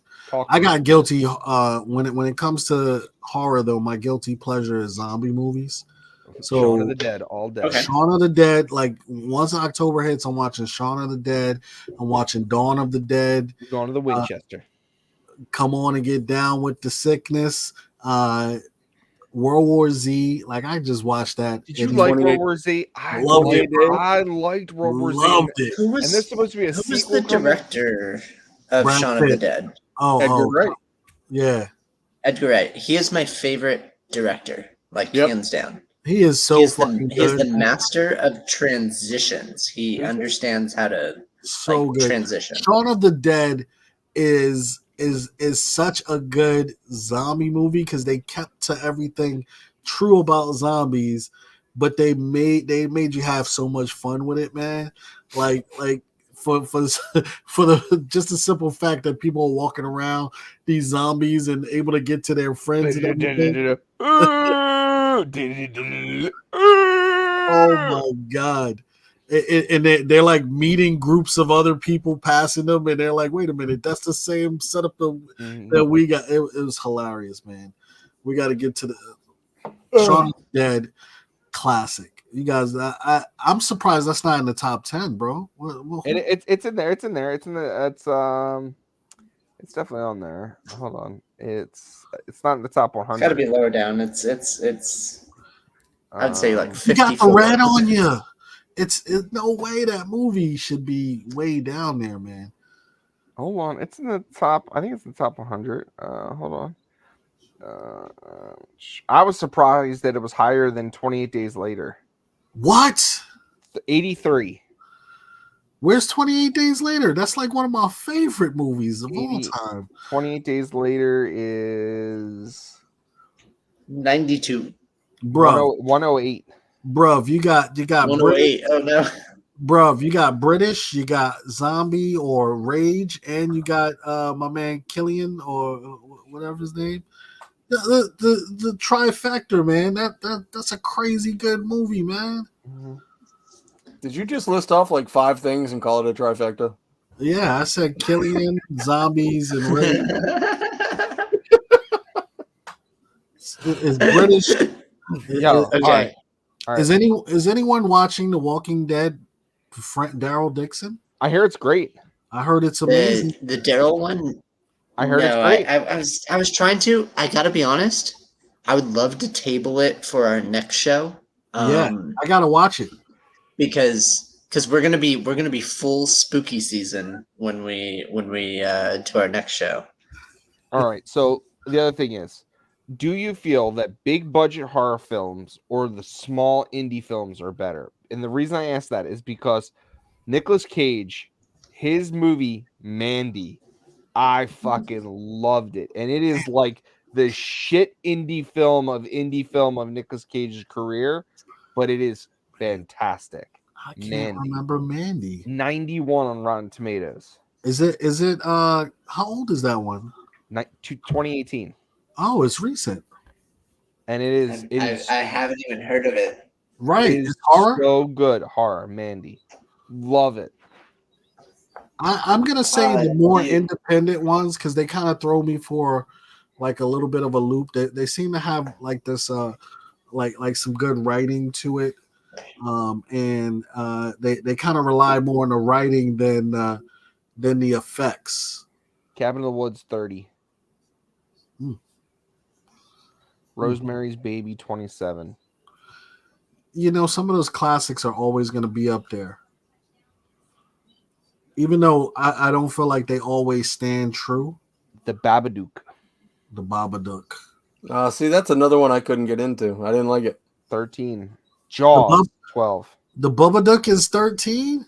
Yeah. Oh my gosh. A That's Quiet interesting. Place is 10. Has anybody seen Is this brand based new off of cherry Money? flavor? No, Rotten Tomato score has nothing to do with money. Has anyone seen the brand new what flavor? Brand new cherry flavor. It's on Netflix. It's technically Oh a yeah, thriller, It's like but- a chick. She goes to a witch or some type of lady. yeah. I was watching some Yep. of it. It seems so interesting. that concept. that is like my concept of like independent films. Yeah. Like they are unpredictable. They're off the wall. It's up there with another but- one that was on Amazon. It was like Run the Night or something like that. Like Okay. Run the Night. Like this creature or whatever is just chasing. Like it gets hit by buses, all kinds of shit, and they gotta get away from this thing. But it's like this lady goes out on a date with this dude, and it, like, Run dude- All Night. Run All Night. That is such a. It Is was it with Liam Neeson? yeah. It was done. It was done. No. Not No, Liam this is Neeson. different. This is different. It's All right, like sorry. it's like Run the Night or something like. It was like 2022 Amazon produced. Okay. But bottom line, Gotcha. I do like these just new kind of indie produced ones because they just bring kind of new energy. But like Jeff said, 28 Days Later is why he created the zombie bunker. I didn't see Jeff as a bunker guy, but now I do. He's got gold bars down Gold there. bar, silver, all lined up, and then a special safe for his Lorcana cards. Yes. Oh, I've been in his tonight? bunker. It's a cool place. Oh my god. I can see that. Sans, Watch the Night. A couple becomes trapped in a hotel with their demons. Nah, I'm Is gonna that tell you what No? it is in a minute. You're gonna What have to look it up about for what's me. it? All right. Hotel Room 47 with John Cusack? Oh, John Cusack and That was what's pretty his good. name? Samuel Jackson. Yeah, I like that one. Oh, that was crazy, bro. I like movies like that. That's- What's his name?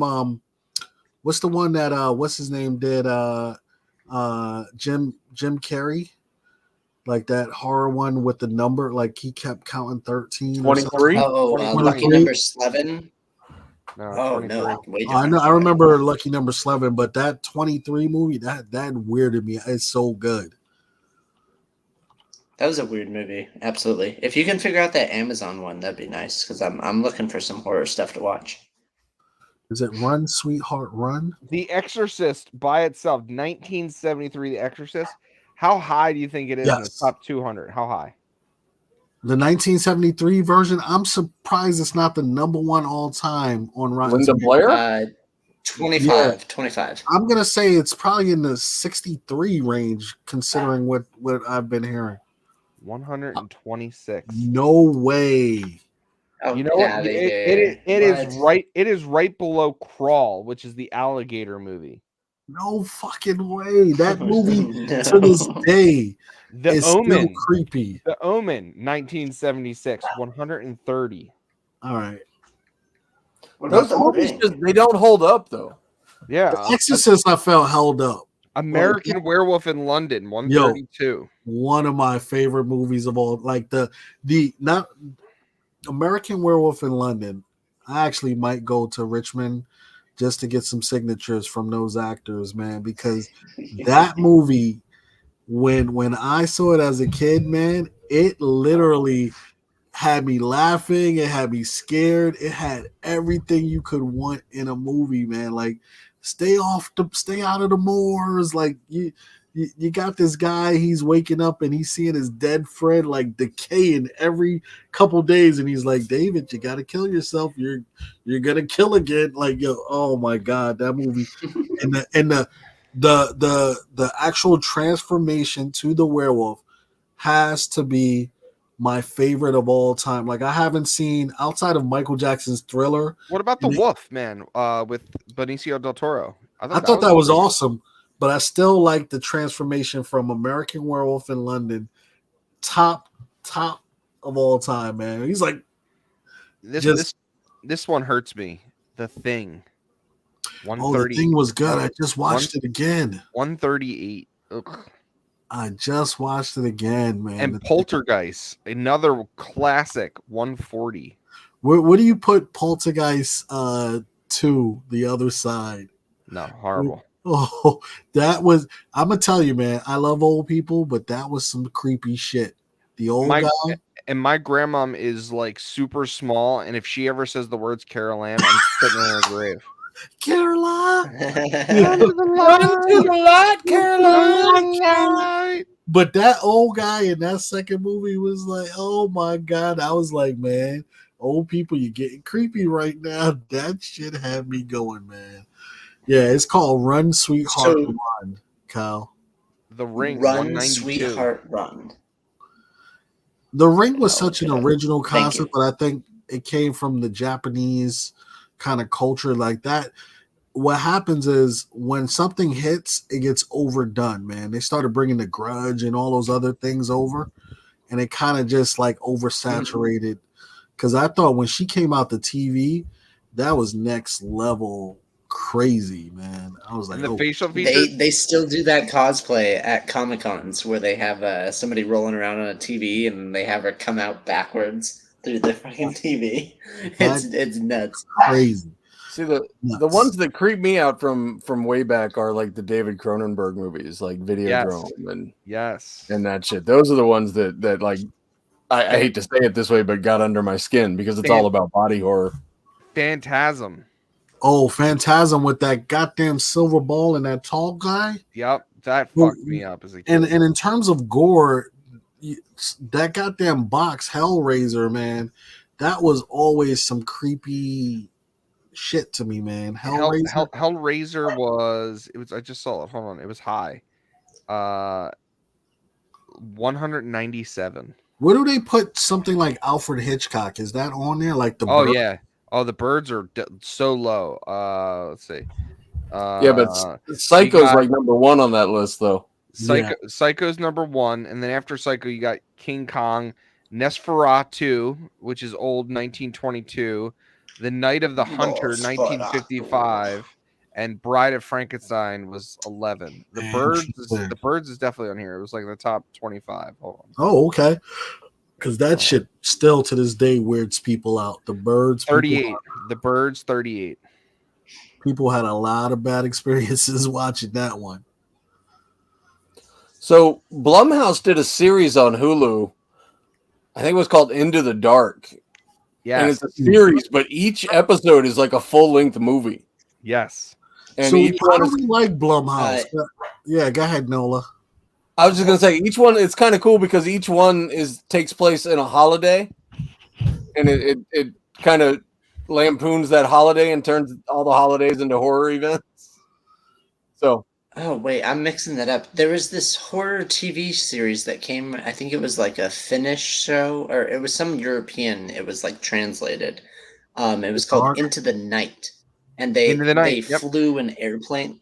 Yeah, the sun was like just killing everything, so they had to stay in nighttime, and they were in an airplane when it happened, and they had to keep just flying. And every time they landed somewhere, it had just become like they were running from the sun. And like everything was just destroyed. Everybody was gone, and then they ended up like finding a bunker or some shit.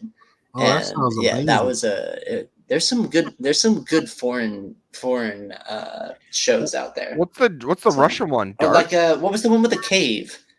Dark. Yes, yeah. Dark. Same concept. People love Dark. with the The Descent they were or the Cave initially translated, and then they have like a English dubbing, basically. The Cave was The Descent. Where's the original Halloween at? Okay, yeah. Oh, that's in here. That's low. Man, I'm shocked by this Rotten Tomatoes list. Man. Halloween number 1, 1978 is 26. Interesting. That's not that bad. And Now, I can we mean, transition to some horror Alien comics? and Aliens beat out that. I It don't follows understand. beat out that. I do not understand how Halloween is that high, yet Poltergeist and The Exorcist are that low.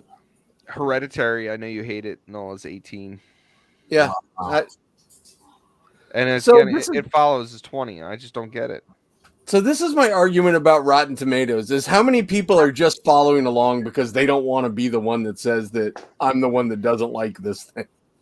Well, I Or- always like for example, like it follows 95% fresh, audience score 66. So like I go based off the audience score Right. more than that. Like so like it follows. This That's fair. this is what bothers me. 95% audience score 66. Who created this though? Is this based upon like a survey or a poll that they did, or they Rotten just Tomatoes. Rotten they Tomatoes. came up with this, right? This is their top 200 certified. No, this is bullshit. Like, ask the people, man. There's no way fucking Exorcist is 130th on a list. Alien 98%. Yeah, I do disagree with that All right, one. so let me find what the Exorcist is at. What I said it was like You said like 1. 128 Where's or Silence of the 123? Lambs? Hold on, it's up here. I know. Hold on. Silence of the Lambs is the top 25. Hold on. Oh, that's awesome. You know what's higher than The Exorcist, and I can't get beyond this? Fucking Blair Witch is higher than The Exorcist. What? Yeah, Blair Witch is 111. Exorcist is 126. So Exorcist has a 77% Rotten Tomato score, 87% viewership score. Audience. That's crazy, bro. Let me go down to Blair Witch. I just want to see the difference. Blair Witch, 86 audience score, 56. Look Like, at that. They're going off of their own their Rotten Tomato scores, man. Go with the audience score. Where's Soylent Green? Soylent Green is Oh, people. is that not a Hellraiser. I forget it was Hellraiser. You know what's? I don't agree with this either. Shaun of the Dead or Zombieland. Zombieland is 79. Shaun of the Dead is 83. Well, that's the I like I'd put them. That's I'd put close them neck enough. and neck. Yeah, I like them both. It's close. It's close enough. 79 and 83. I like Shaun of the Dead better, but I do love Zombieland. Like the way they broke it down and talked about the double tap and all of this stuff, man. Just It made so much fun. They're more comedies than horror movies. The in my opinion. Shining. The fucking Shining. Where's The is Shining, bro? 77. Oh, That's a little low. Rotten Tomatoes 83, audience 93. Shattered Glass says it's nowhere in his top 25. Interesting. Maybe not top 25, but I don't think it deserves to be in the 100. 108. Yeah. maybe outside the 25. Maybe But there's top been so 50. many Exorcist movies: The Exorcist of Connecticut, The Exorcist of a Pope, The Exorcist of Jesus Christ, The Exorcist. Yeah, of but there's Samuel L. there's Jackson. nothing like The Exorcist. All of those are just offshoots of nothing. They have nothing to do with that movie. There's like 2 movies that are connected to this movie. The others are just their own standalone. Tacoma, I agree with you 100%. The Shining is like top 10, 100%. Yo, The Shining. What's your All right, so look, give me No, your go top. ahead. We're gonna end the show. Everyone has to give us their top 3, and this will Ooh. carry into our horror film. We'll get the free. everybody watch The Walking Dead next week or whatever. Daryl Dixon? Yeah. Can I add on top of this, Matt? Because I was trying to do the same thing, but with comics. Go ahead. Give me top movies, top horror movies, and then top horror comics. All right. Is anybody prepared for that? I'm I Or prepared. should we I don't postpone have that the- till next show? I don't Top have horror movie. comics. Top movies. Okay. That's fine. We'll do movies then, since we've been talking about it for 25 World War minutes. Z. World War Z. What? Okay, Yep. top three. World War Yep. Z. Go ahead. Okay. What's the goddamn Train to Busan? Okay. And I'm gonna go with Insidious. I can't. I love Insidious. Okay, good. Top 3 movies. But fucking Top- Tacoma Insidious is pretty dropping good. Tacoma dropping Legally Blonde is number 3. I just can't. I can't. top 3 comics, horror comics. 30 Days of Night. Okay. Let's see. I'll put Something Is Killing the Children in there, and Marvel That's Zombies. fair. Yeah. Marvel Zombies. Oh, off the cuff, man. Good for you. All right. I respect that. Nola, what you got? Top 3. For movies, Yeah. I'm bad with lists. I'm gonna go Scream. Ooh. Cool. I'm gonna go. I mentioned it earlier. You can put any David Cronenberg movie in there, but I'm gonna go with Videodrome. And Okay. just for giggles, because it's a vampire movie, I'm gonna go Lost Boys. Oh yes. It's on here. Both of them are on here. Okay. I watched that just the other night, bro. Kyle. I'm honestly just going with the ones that I kept mentioning. The Cabin in the Woods, The Cave, Or is it The Descent? and The what was Cave the or third the one? Descent? Cave or the Descent? No, the Cave. The Cave Okay. was way better. Okay. Like he literally, like, the plot twist of that movie was that, like, the virus is in the world and it fucking ended. Yeah. Like, the dude got out. that was nuts to me. What was the third one that I kept talking about? That place where they went to the place on the island and they kept. Oh, Grave Encounters. Grave Encounters. Yeah. Oh, Grave Encounters. Grave Encounters easily is in my top 3. I will rewatch that infinitely. For comics, Scream 6 I was will go- amazing. I can't take Scream seriously because of all the parodies that happened of it. For comic books, I'd say Philadelphia, Ice Cream Man, and I'm not sure if this counts, but Stillwater. Stillwater, in my opinion, is a horror comic, but it kind of toes the line. Right there, toes the So- line. Yep, good ones, good ones. My you got, comics are Arkham Asylum, Oh no, Oh, Okay. yeah. Baby Teeth, Mm-hmm. and Baby Teeth. Yeah, hell yeah. come on, what's the third one? I need a third one. Chamber of Chills or something. Oh, it probably doesn't fall into a lot of horror categories, but I'll take Sandman. There Ooh. you go. And Yeah. if not Sandman, then I'll take It the Alan kinda Moore. does. I'll take the Alan Moore Swamp Thing run There you if go. Sandman doesn't fit. Okay. I'm torn, man. My list is so like my number one film of all time, and I know you may think this is crazy, but Jaws. As a kid growing up, there was nothing better to me than watching Jaws. But I can't. Jaws is a Okay. thriller to me, not a horror film. So I have to go The Shining Yes. number 1, The Thing number 2. Sorry. And- No, laughing at Shattered.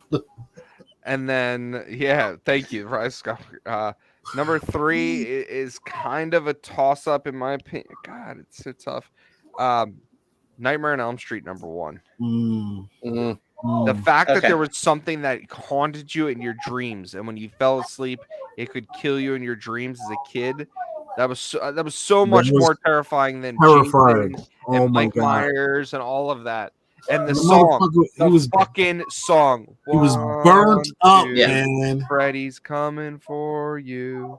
That's how you make a Breathe. horror. You have your iconic killer, man. So See, that's just a cheap horror trick, though, to have little kids doing creepy shit. Though.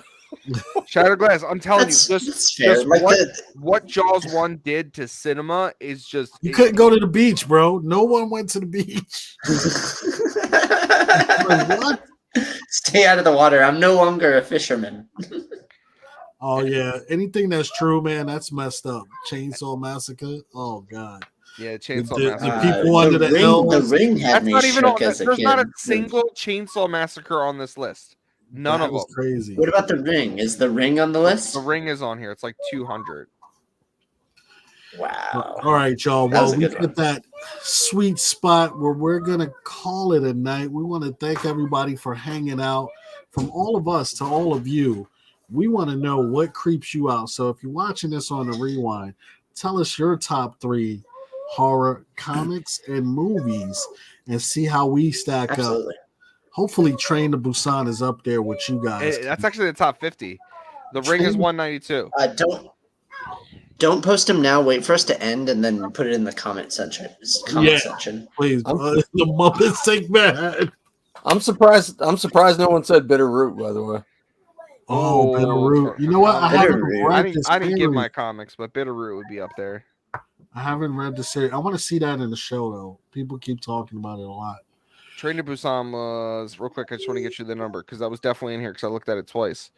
Damn it, I'm gonna have to go watch it right after this, and the prequel to it. Dude, too. I'm literally gonna watch the one that you just said. Like I'm gonna go and try to convince my Oh, friend Run, to watch. Sweetheart, Run? Yeah. that was That's 52. what I'm gonna try to do. 52. That's not bad, bro. Busan. 52 is respectable. Yeah, Korea horror, man. They did the thing there, man. All right, everybody. Everybody stay safe. We will see you in 2 weeks. Watch The Walking Dead, Daryl Dixon, so we can find out about these crazy new variants of zombies, y'all. We're gonna do it. But everyone, please be on the lookout next Friday. Matt, do you have the flyer in here? No, I don't. It's on. Oh. It's on. I have a video. The video is going to drop tomorrow. I'm waiting for The video will be dropping next Friday. We're having the Adeline Rose Foundation charity auction, y'all. Everything you need to know will be in the video, but it is a charity near and dear to all of our hearts. We want to do a great job for raising funds for this charity. It basically impacts so many people. If you lost a child during childbirth or shortly after, you've been impacted by that loss. A lot of people, and that's what the Adeline Rose Foundation has supported. So we will talk. 1 second, big guy. All right. I need you, Dad. Yeah, he's like, it's time for bed. All right, that's my alarm clock to take my butt to bed. You guys stay safe. Too, Dad. I learned it by watching you. And also, big shout out to Matt for these badass, caricatures of us, man.